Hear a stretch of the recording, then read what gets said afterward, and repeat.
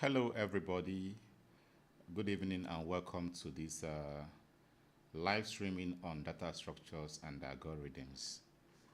But first of all, we have to understand what data structures and algorithms mean. This was a previous lecture, but we're going to quickly summarize it before we get to other topics. But we're going to start by understanding what data structures are and what algorithms are as well. So, and I think we're going to start with algorithms. But before we get to the algorithms, let's look at what we have for today. So today we're going to be looking at the meaning of algorithm. We're going to look at algorithms and data structures, the relationship between the two. And we're going to look at efficiency of algorithm, which is also very, very important when writing programs or when designing gadgets or tools. And we'll look at how to measure the performances of algorithm. We'll look at complexity classes. We'll look at asymptotic notation. And if time permits, we're going to start by looking at the recursive algorithm. So we're going to start by understanding what an algorithm is all about. So what is an algorithm? Algorithm can be defined as a set of step-by-step instructions to efficiently solve a problem. So it all boils down to problem solving. How do you solve a problem? Problems can come in different shades. Problems can come in form of maybe trying to find out the shortest distance from one destination to another destination. Problem can be in form of trying to sort a list of items in a given order. Problems can come maybe identifying sequence of DNAs or maybe determining how to maximize efficiency or productivity in a manufacturing line. So it depends on the problem that you want to solve. When we talk about algorithm, we're talking about step-by-step procedures for solving a given problem. And when I want to talk about algorithms, I always like using cooking to demonstrate algorithms. You may not be a chef, you may not know how to cook a particular meal, but if somebody hands you over a step-by-step procedure for cooking a particular meal, it becomes easy.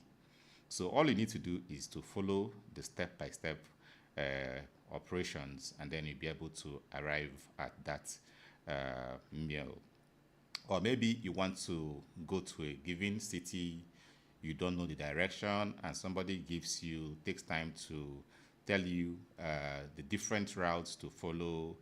Maybe if you move 1 kilometers heading to the south, you take a turn and then move 500 meters is a sort of an algorithm, because if you follow that instruction step by step without skipping anyone, you'll be able to arrive at your destination, which ultimately is solving your problem because you don't know how to get to that destination. But with that step-by-step instructions, direction, you'll be able to get to your destination. Or let's say you want to solve a given mathematical problem, you don't know how to solve it. You may have the formula to solve the problem, but you don't know the step-by-step sequence of solving the problem. You can never get it except if you have somebody hand you over a detailed step-by-step instructions on how to solve the problem. And if you follow that step-by-step procedure, you should be able to solve the problem. Then, why do we need algorithms? A lot of times, what actually differentiates a professional from a novice is knowledge of algorithms, and especially data structures as well. Algorithms are used to solve problems in many fields, not just for in computing. In areas like genetics, transportation, politics, manufacturing, storage, and so on and so forth. But let's look at this step by step. We'll have genetic studies, and when we're talking about genetic studies, we're looking at maybe genes, the makeup of genes, DNAs, and stuff. Algorithms play a very important role in genetic studies. And we look at route planning. If you want to get to a destination, or if you are trying to reduce your travel time. You may want to figure out the fastest route to get to a given destination. Of course, there are so many routes to a destination, but the key is determining the fastest route or the shortest route to the given destination. Then in politics, politicians do a lot of things in order to win elections, ranging from campaigns, ranging from what do you call it, the messages they post out there and so on. So if somebody has won an election before, the person maybe may be familiar with maybe a series of things you can do in order for you to win election. Maybe it boils down to number of campaigns you need to run, the sequence in which you run the campaign, branding of the political candidate, and so on. So if you come out and tell somebody, okay, if you want to win election, you need to run campaign, you need to do this, and you need to do this, you've not given the person a clear direction on how to win the election. But if you break it down into step-by-step procedure, and the person follows the step-by-step procedure, then most likely the person is going to win an election. So the knowledge of algorithm is essentially helping you to understand the problem in the tiniest detail. If you don't understand the problem in the tiniest detail, you may not be able to cope with algorithms and data structures. So we have manufacturing, we have data storage, you have chess. Sometimes I believe maybe you've played a chess game before with a computer, or you've designed a chess program. All these things are algorithms. Market predictions, AI system, recommendation systems, all this relies heavily on algorithms. Then we'll look at, why do you have to learn algorithms in the first place? And like I said before, knowledge of algorithm is what sets professionals from novices. And that is the reason why in most tech interviews, people are expected to have very good knowledge of algorithms. And it's among the key questions that they ask you during the interviews. And another point, another thing worth mentioning is that it is possible to be a good programmer without the knowledge of algorithm. But when you have a good knowledge of algorithm, you can achieve so much more than just having a mere knowledge of a programming language. Then we'll look at data structures. A lot of times when we say data structures and algorithms, sometimes we tend to think that they're the same thing. They're two different things entirely. So algorithms has to do with how you solve a problem, and data structures has to do with how you manage information or data regarding the problem that you are trying to solve. It's just like the same example I gave before, cooking. If you want to cook, somebody will give you the recipe. Not just the recipe, you also need utensils like spoons and so on. You have pot, you have plate, and so on. I consider those storage devices as more or less like the data structures, how you organize your data. Even the recipe, I consider it to be a data. But the step-by-step procedure, these are instructions, these are algorithms. So while algorithms are the step-by-step procedure for solving a problem, data structures are means in which we store information or manage information, or how we represent information as blocks or units that enables us to easily access them or store them. So data structure is how we manage, store information or data for easy, how we organize data or information for easy storage and manipulation. And when we look at data structures in programming, just like I said before, the essence of data structures is to help us to organize information. It allows us to easily access information. Different data structures are available, and your job is to determine the best data structure for a given problem that you want to solve. For instance, we have collections or linear collections like arrays, linked list, and so on. And we have maybe nonlinear data structures like trees and so on. So the key is understanding when you are to use a linear structure, when you're going to use a nonlinear one, or determining when you are going to use a hash against when you're going to use things like arrays.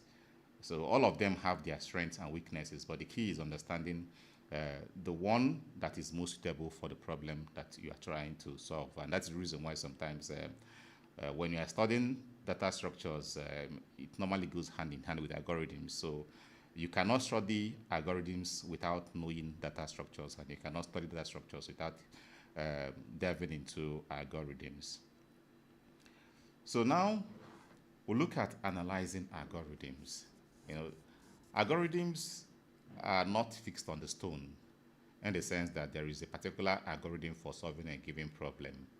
For instance, if you want to determine the factorial of a number, there is no one way of determining the factorial of a number. But the key is determining the most efficient way of determining the factorial of a number, and that is the essence of analyzing algorithms. So we have different algorithms can solve the same problem, but choosing the right one is key to efficiency. Efficiency is key in programming or in problem solving. And then the goal is to find the algorithm that completes the task in the least time with minimal resources. So when we're talking about least time, we're talking about how long it takes for that algorithm to solve the problem. And when we're talking about resources, the other resources like maybe hardware and so on, but a lot of times when we talk about other resources apart from the time, we're talking about the storage, memory that it takes. So computer, in as much as our modern computers are very fast, but computing resources are scarce resources, just like we normally say it in economics. So you don't want to waste computer resources. So that is the reason why it's always very important that you go for efficient algorithms. So, and the two key resources that are very vital when analyzing algorithms is time and space. Time, we can say running time, and then we'll have space. Space means the memory that it takes. And we say analyzing algorithm involves evaluating how much computational time and memory an algorithm requires, which is also in line with what I said before. And a poor choice of algorithm can lead to slower execution and higher resources consumption. A lot of times, maybe you are trying to solve a problem. It could be a sorting problem. You want to sort maybe 10 numbers in a given order, maybe in ascending order.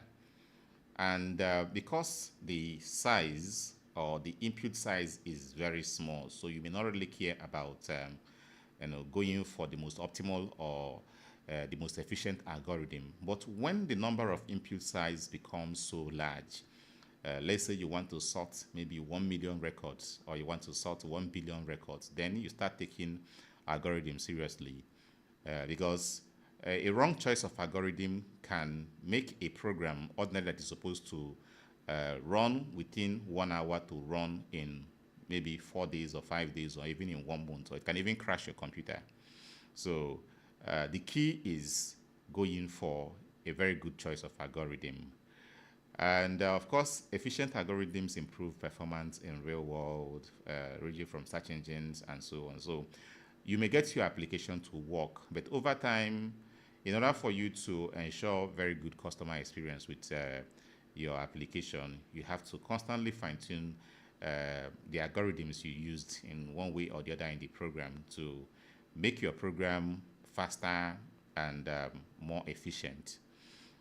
There was a time I built an application in the past before, and if 5 people, is a web application, 5 people access the web application, more than 5 people, the site start getting very slow, and that was because I made very wrong choices.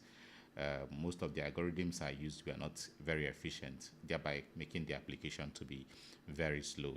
So imagine a situation whereby you are building a web application whereby maybe 1 million people can access at the same time. Then it is important for you to use the most efficient algorithm as possible in order to assure good customer or user experience for the visitors of the website.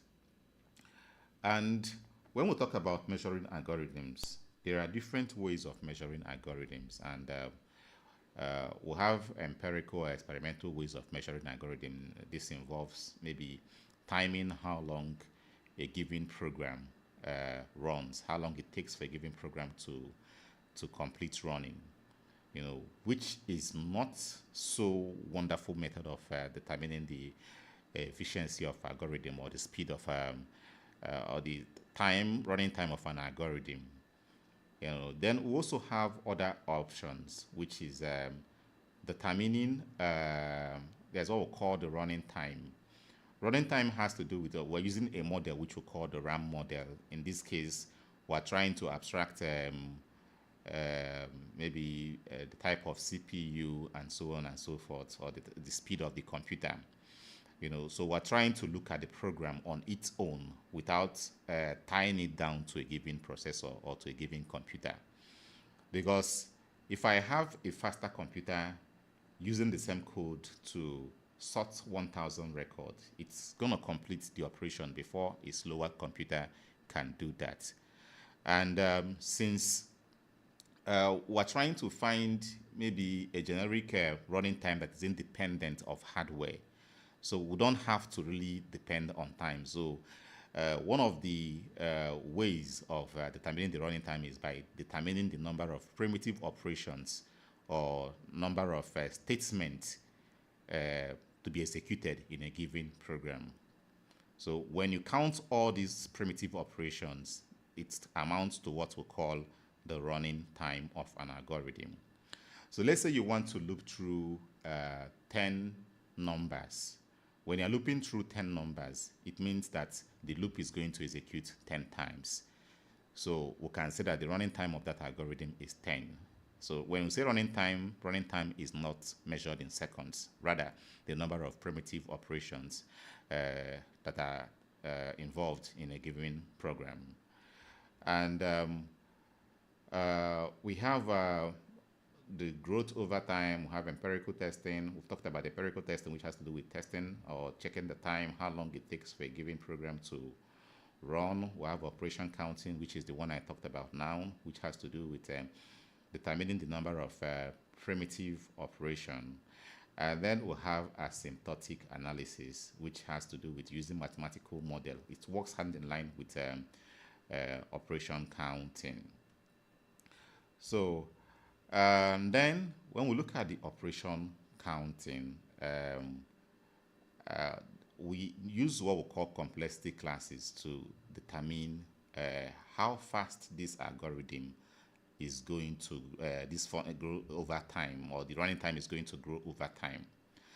Like I said before, running time has to do with the number of primitive operations in a given algorithm or in a given program.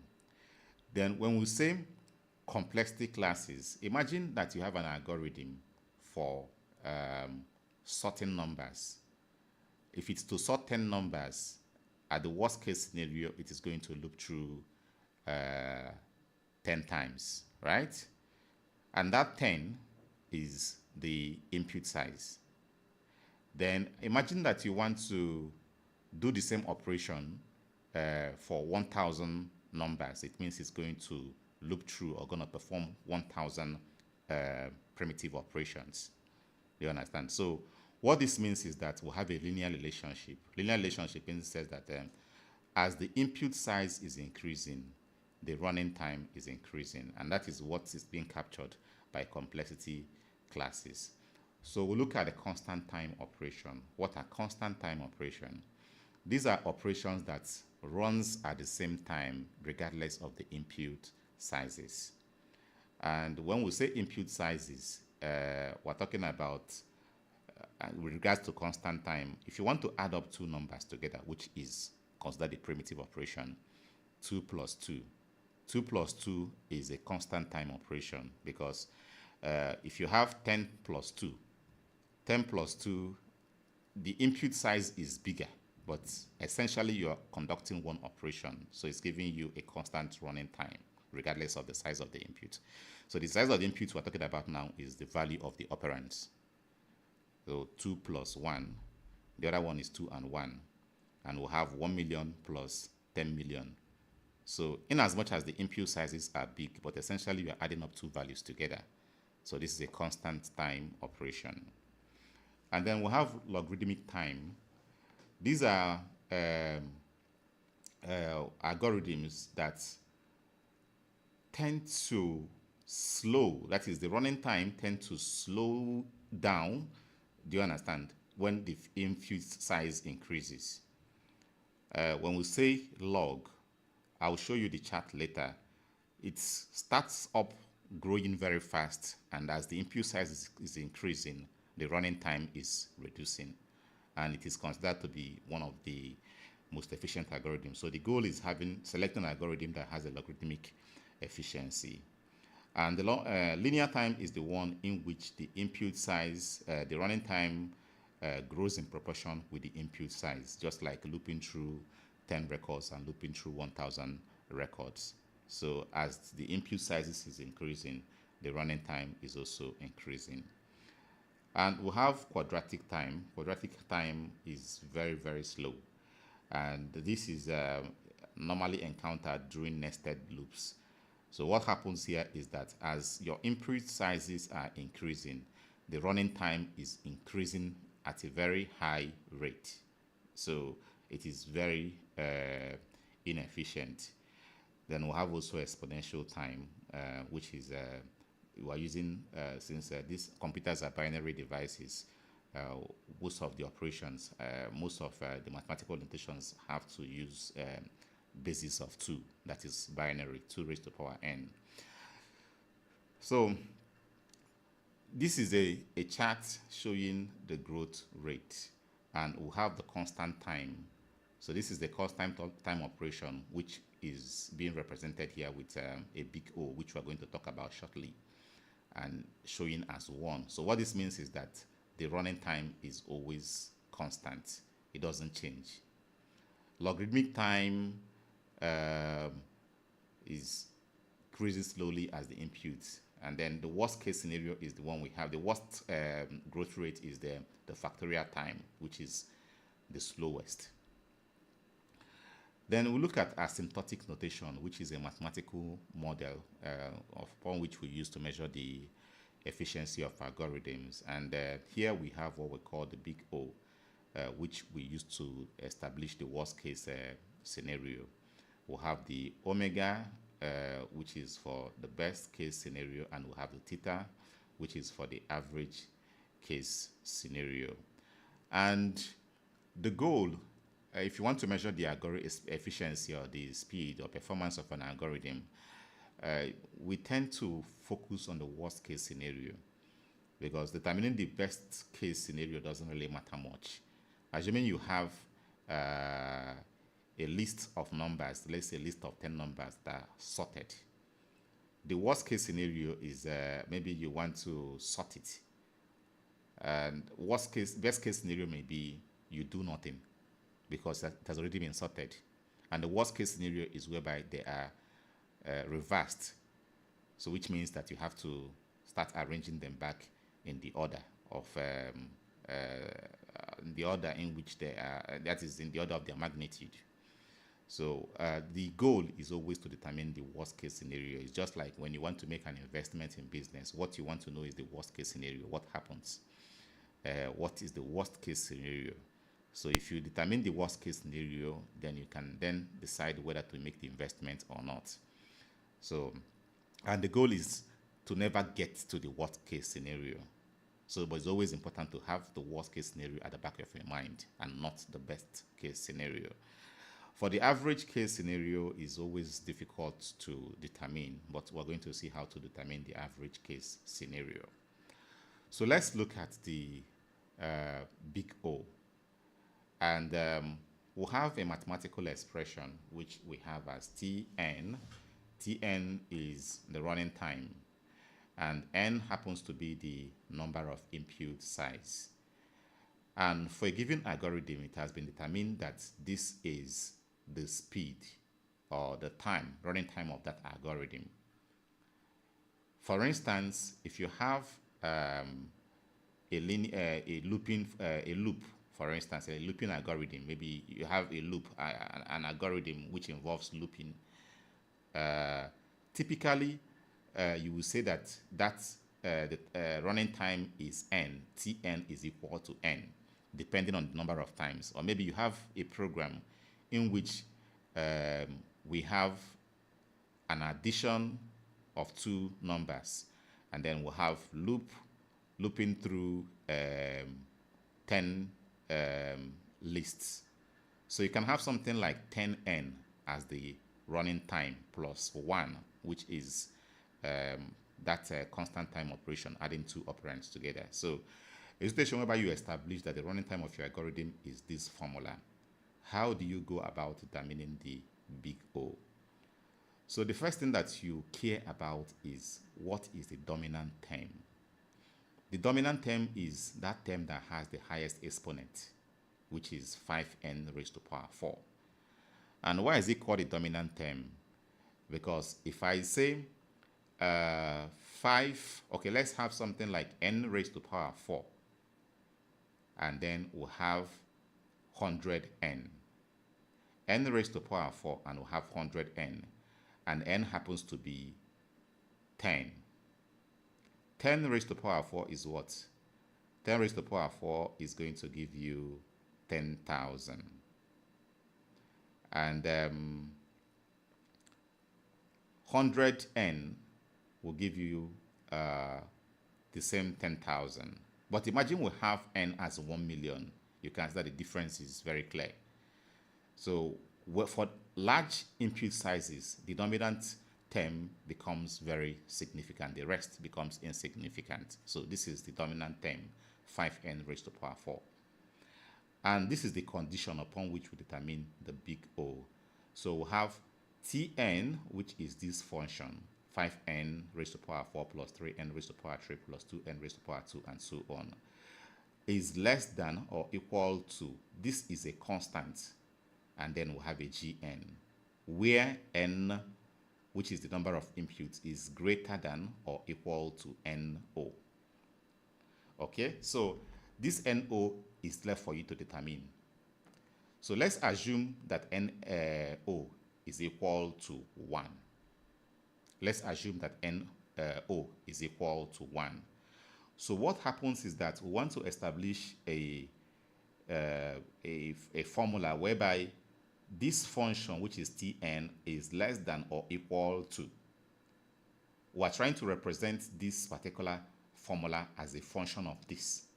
So what it means is that we're going to have a C dot, and then we'll have Gn. It could be Gn raised to power 2, Gn raised to power 3, or ordinary Gn. So what we can do is that since we're assuming the NO to be equal to 1, so we might as well say, okay, that since this is Tn and we're trying to establish that it is less than this, so what can we do to this other formula? So what if we just change all their indices to 4? When we change all their indices to 4, surely it is going to be less than the way it is for any value at all, whether it is 1 or whatever. So let's imagine that we're changing the indices to 4.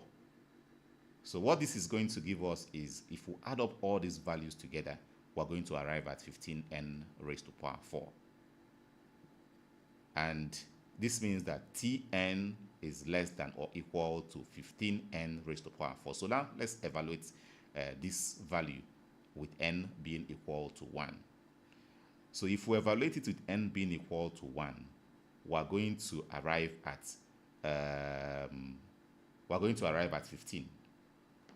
Do you understand? We're going to arrive at 15 because n raised to power 1 raised to power 4 is going to give you 1, which is 15, where NO is equal to 1.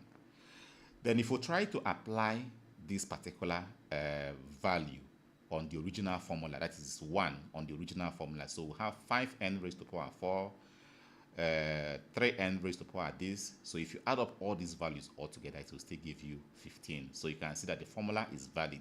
Tn is less than or equal to, but in this case, Tn is equal to 15n raised to power 4, where C is the constant, and the constant doesn't really play much role. So in summary, we can just remove the formula and just represent this running time as big O of n raised to power 4. That is how we determine the big O. Then we have the big omega. The big omega is used to determine the best case scenario. And how do we determine the best case scenario? So once a situation whereby this function should be greater, do you understand? This function, that's Tn, should be greater than Cn, C dot Gn, that is C multiplied by Gn, where n is greater than or equal to 0. So we're trying to establish that the running time here is faster than when we represent it in this form. So in the case of n greater than or equal to 1, so first of all, we identify the dominant factor, which is 5n raised to power 4. So in this case, what we are trying to establish is that this function is greater than the dominant term when you are determining the big O. So which, of course, we have Tn is greater than 5n raised to power 4. So, but when you're determining the big O n, just ignore every other term and then focus on the one that has a dominant term, which is 5n raised to power 4. Which, of course, if you calculate it mathematically, you can determine that this Tn is greater than this. So in this case, our constant becomes 5 and our NO is equal to 1. And when you're looking for the big omega, you just focus on the dominant one and then represent it as this. And if you look at it, so you can see that both the big O and then the big omega are the same value. But there are scenarios in which you are going to get a different value. But if you look at it ultimately, you can see that the big omega here is 5n raised to power 4, while the big O here is 15n raised to power 4. So this is the worst case scenario, and then this is the best case scenario. And in the best case scenario, what does it mean? It runs faster. It takes the least time. You are trying to determine when it takes the least time, which is 5n raised to power 4.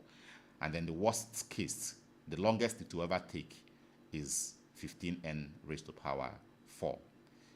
Then we'll have the big theta, in which we use to determine the average case. And the big theta is always in between the big O and the big omega. So we'll have a relationship like this. This is the big omega is less than or equal to the average case, which is the big theta, and is less than or equal to this. So the big theta is also n raised to power 4. So that is how we determine the efficiency of algorithm using asymptotic notation. So now we're going to be looking at recursion. And before we look at recursion, there are different methods or different types of algorithms which we use in problem solving. And we'll have different data structures in which we use in storing data for problem solving. So, but we're going to start by looking at recursion, which is part of the divide and conquer algorithm. When we say divide and conquer algorithm, is simply a type of algorithm whereby if you look at a big problem, you try to break that problem into a very tiny part. When you now break it into the tiniest part, then you now start solving it, bit by bit, one after the other, until you conquer it. So that is essentially what divide and conquer means. And well, one of the principles used in divide and conquer algorithm is recursion. And what is recursion? Recursion involves two things. And one of those things is establishing the base case. And then we'll have the recursive steps. So let's have a problem like this. Maybe somebody asks you to determine the factorial of 5. So I have factorial of 5. So what is the factorial of 5? Factorial of 5 is essentially 5 multiplied by 4 multiplied by 3 multiplied by 2 and multiplied by 1. That is the factorial. And then you may be quick to say, okay, but I can easily solve this using iteration, which we're going to do right away. Yes, you can solve it using iteration, but you can also solve it using recursion. Okay, so let's look at how we can solve it using iteration. And one of the easiest way of doing that is you can say, let me use a function to do this. So I'm going to have def factorial. And this function is going to take the number in which you want to determine the factorial. So in this case, let me put it as num. So what you now do now is that you are going to perform a loop, which is multiplying itself until you reach 1. So you can have 4, or we have result is equal to 1. Then you can have something like for I in range. You want to start from 1 all the way to num plus 1. And here you are going to have result multiplied equal to I, and you return the result. So this is how we determine the factorial using iteration. So you can simply say print factorial 5. So let's run this and see what it is going to give us. It's going to give us 120, which is the factorial of 5. So if you change it to 4, it is going to give you the factorial of 4. And the factorial of 4 is 4 times 3 times 2 times 1, which should be something like 24. So that's the factorial of 4. Then how do you go about determining the same thing using recursion? And just like I said before, recursion uses a divide and conquer approach. So what is something that is common in factorial? All right, so let's look at factorial of 5 again. Factorial of 5 is the same thing as 5 multiplied by factorial of 4. Right? So we can continue that way. And what is the base case? The base case is that the factorial of 1 is equal to 1. So when you are armed with this information, you want to get your program to this base case. That is the goal. You don't know the factorial of 5, but you know that, okay, you want to determine the factorial of 5. I don't know the factorial of 5, but I know that the factorial of 5 is the same thing as factorial of 5 multiplied by factorial of 4. So how do I get the 4? I don't know, but I know it is multiplied by factorial of 3 until I get to the 1 that I know, which is the factorial of 1. So for this, I can have something like this. I can say, if number is, let me use less than or equal to 1. Or if number is equal to 1, let me use this, is equal to 1, return 1. In this case, if I come over here and put 1 here, it is going to return for me 1. But that is not what we want to do. We only establish the base case. And in most recursive or in recursive functions, you always have a recursive function called itself. That is actually what makes it a recursion. So now we can say else. We can say return num multiplied by factorial of num minus 1. So it's going to return, it's going to keep on calling itself until num becomes 1. If num becomes 1, it's going to now return 1. Ultimately adding up all those numbers together to give you the factorial of the number. So if I run this, okay, so let's go again. Let me change this to a different number, so have 5, and this is going to give me the factorial of 5, which is 125. if I change it to 10, it's going to give me the factorial of 10, which is this. So that is how you determine factorial using recursion. The another example we're going to use to demonstrate recursion is what we call, let's say you want to, let's list out some of the operations that we can do. We can do something like getting a Fibonacci series. We're going to look at how to generate a arithmetic progression. And we're going to look at something like determining the sum of natural numbers. And maybe we can also look at how to reverse a string or list using recursion. So this is some of the things we're going to look at. So, well, let's start with Fibonacci series. So what is a Fibonacci series? So that's the first thing that you understand. What is a Fibonacci series, or how does it look like? So this is a Fibonacci series. This is how the series look like. You have the first number as this, and you have the second one as this. This is the one that we know. That's our base case. So what happens is that 0 plus 1 is going to give us what? 1. And for the next time, this and this is going to give us 2. And for the next time, this and this is going to give us 3. And for the next time, 3 and 2 is going to give us the next term, which is 5. So this is how Fibonacci series runs. So how do we write a program that determines the Fibonacci series? And what we're going to do is that we're just going to feed the program with the number of items or numbers it is going to generate for us that follows the sequence of follows this Fibonacci series.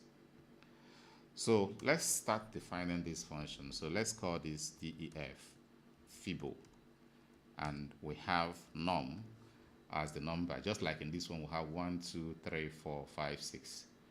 So this num represents the number of items in the series.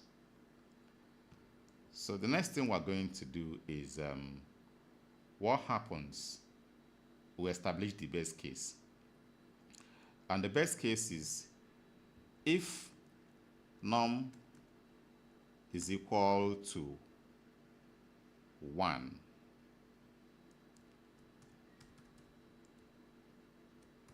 we can say return is equal to 1. We can say return 0. Or instead of having 0, we can have it as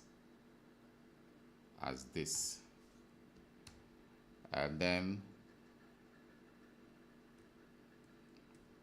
you can have L if number is equal to 2.